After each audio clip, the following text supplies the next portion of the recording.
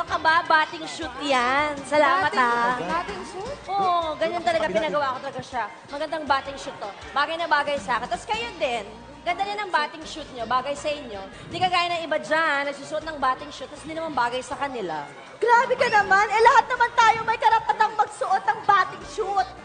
Oo nga, alam mo, mataba ka man o payat, maitim mo puti, huwag tayong pintasera, ganun. Hoy! Hindi ako pintasera no, nagsasabi lang ako ng totoo. Ay, sandali nga, te. Nasaan ba yung pinipintasan mo? Ano ka ba? Ayan, tinan mo ha. Tinan mo. Dadaan yan. Dadaan yan. Sasayaw ba muna kami bago maganda? Oh, nga. Tinan mo nga kung bagay sa Ay, kanya. ano ba yan? Wow! Bagay sa kanya.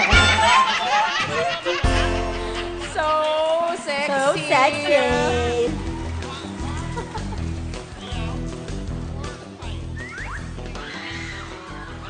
Pre, halika na. Uwi na tayo, umaga na. Ha? Pare, mamaya na tayo umuwi. Kasi masarap uminom dito sa bar na to, pare. Simula pa kagabi hanggang umaga, bukas sila. Ang sarap, di ba? Oh. Ang hirap intindihin ng Tagalog, pero pag ganun, mas mahirap. Pero bakit pa laging naglalasing? Kasi yung kumari mo, laging inuumaga umuwi.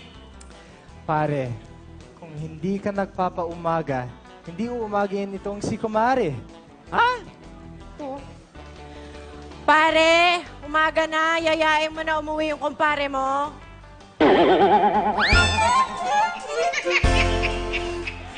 So, Oh, funny. Hoy, Jonah! Nakita mo ba si Benjo kanina? Kasi hinahanap ko eh. Naku, hindi eh.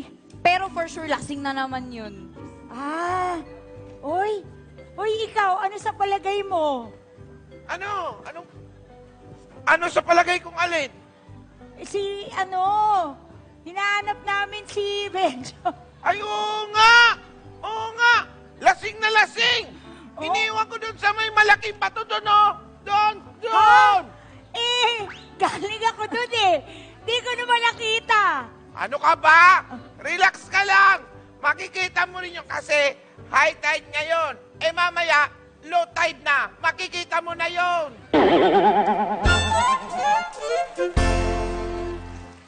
Young money.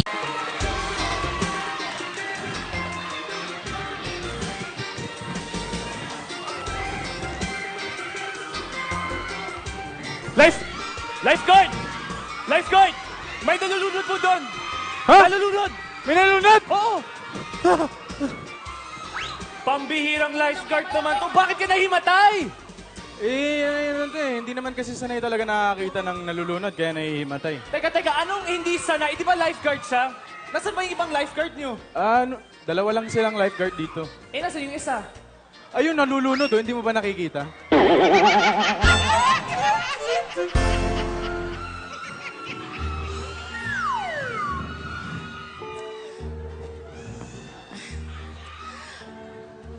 Naku.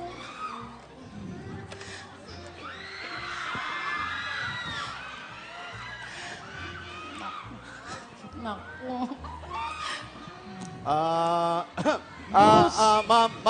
Ma'am, excuse me.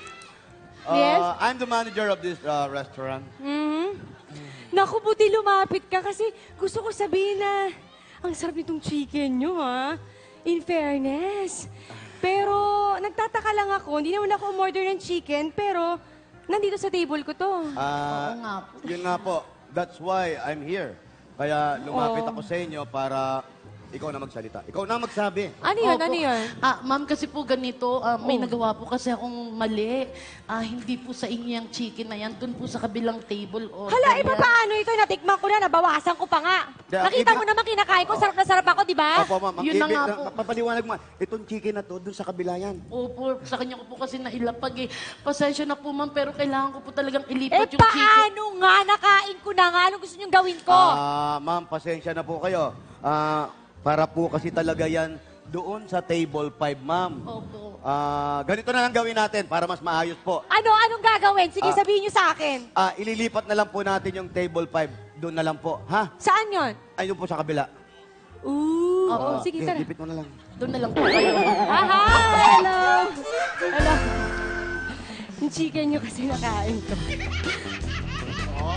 Tandahan lang. Sige, ito na. Mamaya, masubsob na naman tayo niyan. Tayo. Ayaw ko talagang maano pa ulit yan. Teka. Tama na. Mahal, parang iba yata yung tama nung nainom ko. What do you mean? What do you mean at ibang tama ng nainom mo? Eh di ba, sabi nila, kapag lasing ka daw, gumaganda yung nasa paningin mo. Eh bakit parang pumangit ka? Huy! Ako yung kasama mo, mahal. Hindi siya. Nagpatulong lang ako sa kanya. Ibig sabihin, di pala talaga ako lasing? Hindi pala talaga, pangit ka lang pala talaga? Ipalay mo ko sa akin, pupupugin ko to. Tumayo ka sa akin. Sobrang ka sa akin, sobrang ka sa akin.